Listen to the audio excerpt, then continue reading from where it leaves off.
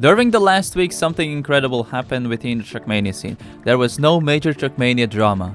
Instead, we got heaps of world records from almost every Trackmania game. Except Trackmania 2 Canyon, Trackmania 2 Valley, Trackmania 2 Stadium, Trackmania Turbo, Trackmania DS, and Trackmania Wii. So let's check out all the world records that were set during the week. Let's start off with Trackmania 2 Lagoon, where French player Nemesis beat the world record on Lagoon A14 from Meeb 12 by 0.059 using a crazy freewheel skip.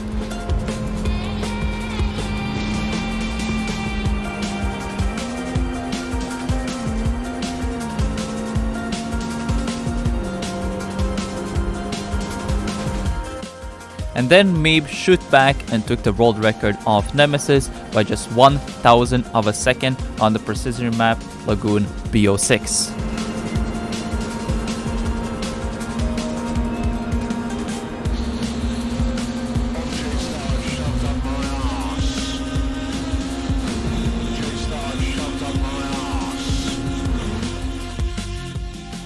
While Meeb and Nemesis were fighting and taking each other's records, why do Woody snag world record from speed on Lagoon B10?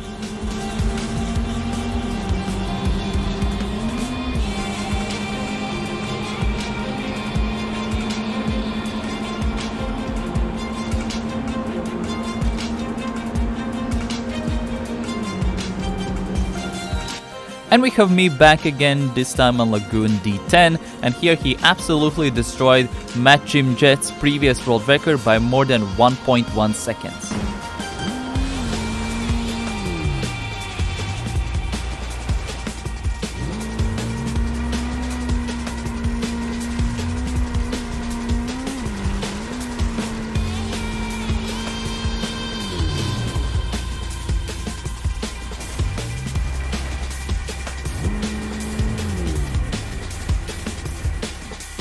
For the last Lagoon world record of the week, Nemesis beat his own world record on BO4, ending off the Lagoon segment of the week.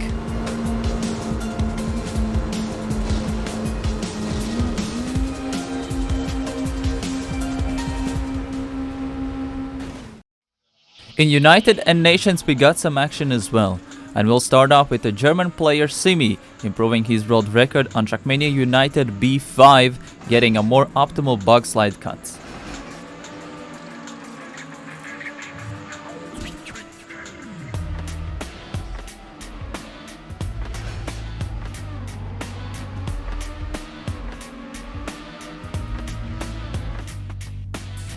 Next world record is really unique.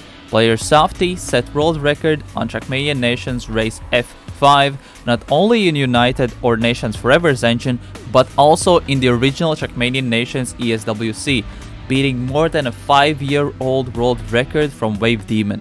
What allowed him to beat this world record was that he got a more optimal start using a brake trick, using the booster, allowing him to save more than 0.05, which was enough to beat the half-a-decade-old world record.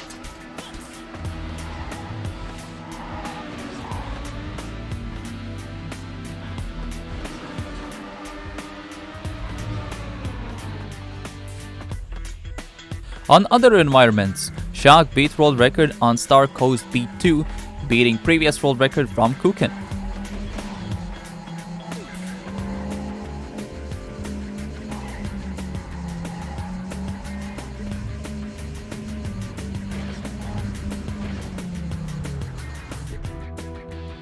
Phil also set a new world record on Snow C4, beating the record from Black Q by 1/10. What allowed him to set this time was the landing in the middle part, which allowed him to keep way more momentum for the end, allowing him to set a new world record.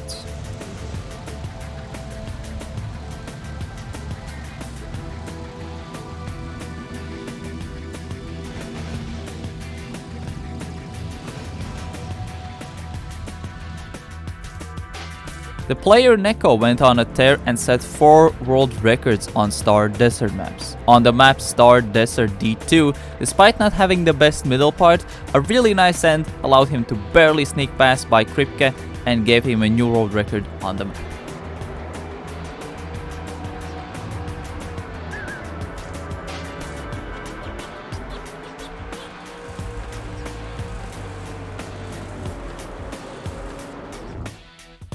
second world record from Neko was the map that was next to it. His new world record on D3 had a similar vibe as D2, where at the very end, just having a bit more exit speed gave him a new world record to overtake Black Cube.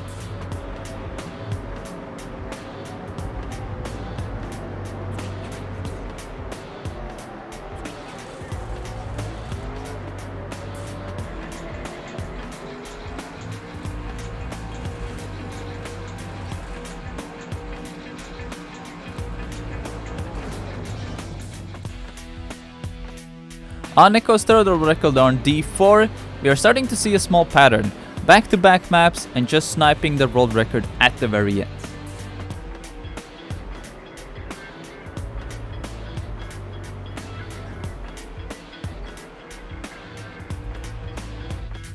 Final world record from Neko was beating Phil on Star Desert C3. To get this world record, he got way more speed after the freewheel skip and kept his momentum till the very end of the map, rewarding him with the world record at the end.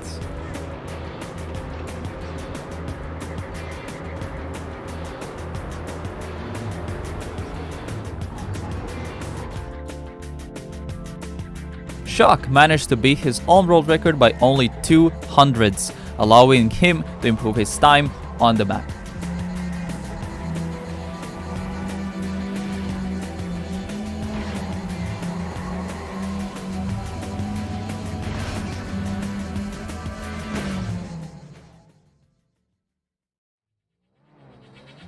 On Star Island, B3 world record was broken due to a crazy technique called the teleport slide. Executing it well and beating a 3-year-old world record that was set by Grenadi by 0.1. Despite not having the best of stars, but definitely beat it with the execution of the trick.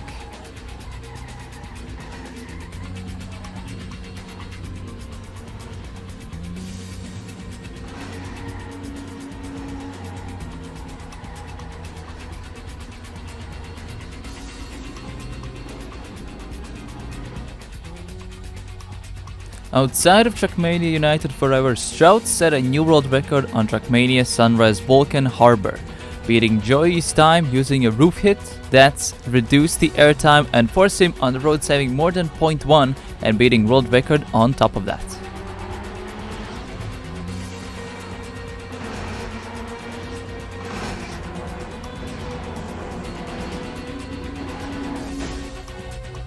And final world record from non-stadium environments is a new world record on Trackmania Original Puzzle G2. On puzzle maps, usually world records are set with a new and clever routes, as you can readjust the map you play for a new strats or routes.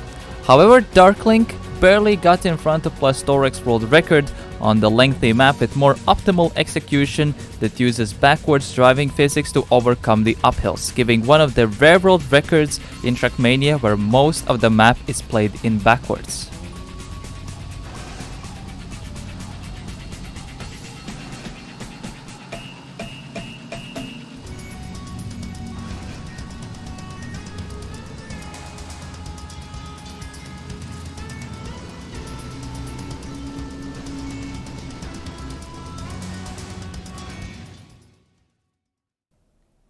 Now finally going on the latest entry. On summer 2022-12, Shadowcrancer with better wiggles at the start got a small lead of Hobbit's previous world record, which and kept giving advantage, giving him the world record and 40,000 points on the campaign leaderboard.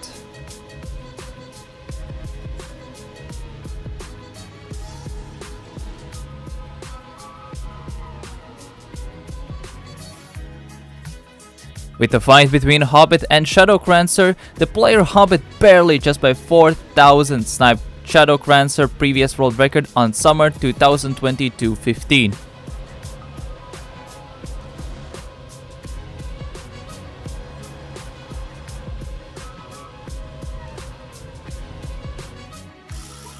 Shadowcrancer struck back, but not against Hobbit, but Switch, on the full speed map summer 2022-16, where he managed to snag the world record by only 5,000ths, almost losing it at the end.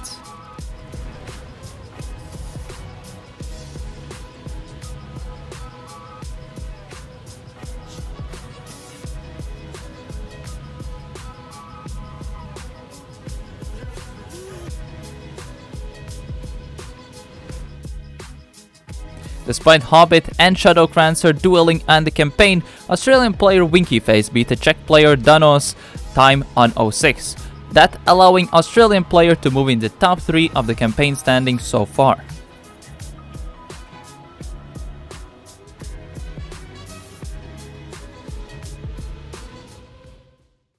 Maybe a dumb question, but is there a possibility that Hobbit is a Riolu alt? Because Hobbit appeared pretty much right after Riolu vanished, plus Hobbit shows a similar driving style with a preference for dirt and grass, the surfaces Riolu was really good at. Despite not having that many events happening, except Khaki, we have some notable team transfers in the meanwhile. German Trackmania player and Lars has signed with Into the Breach as a content creator. Into the Breach was an organization that has entered Trackmania during this year, picking up players like Mime, Elcon, and Forever, who is the current manager. Nice to see the organization expanding their reach into the game scene. Then we have 3 departures. 3 players from Team beGenius have left the organization: NRGZ, Buzy, and Shockeur. They have been a part of this team for more than 3 years, so this might indicate that maybe beGenius might be slowly breaking up.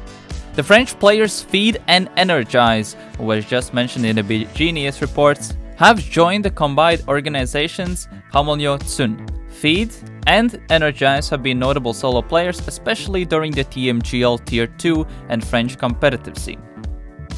Outside of transfers, we have known the schedule for the Fastpoint monthly tournaments in September. The Asia and Oceania will play on September 3rd, Europe, Middle East and Africa will play on September 9th, North and South America will play on September 17th. On the current fight for the slots for the Fastpoint International, under the Fastpoint 2022 standings in the top 100, EMEA currently is leading with 77 players, potentially giving them 8 bonus slots in the main event. Second place is surprisingly APAC, with 12 players, potentially giving them 1 more slot, and North and South America are close by with 11 players, with also 1 potential bonus slot. Also, the American Open will take place on September 3rd and 4th, which is one of the premier tournaments for America's rewards, including 300 USD of prize pool, top 16 players getting Fastpoint points for the regional rankings, and top players securing a slot in the Fastpoint North and South American stage. If you want to follow or take part in any of these events, the links will be in the description. Hope you enjoyed the weekly recap. Apologies for not including a community segment this time, because I had been really trying my best to get it out, so it's actually in the correct week. But either way, I would really appreciate if you comment which was your favorite part of the video, and maybe how to do things differently. Try to do a bit more focus on the world records this time around, but maybe you'd want to see something else. Anyway, that's gonna be it for me today. Thank you all for watching. Would really appreciate if you subscribe and give a like to this video. Also check out some of the socials, and see you all later. Bye bye.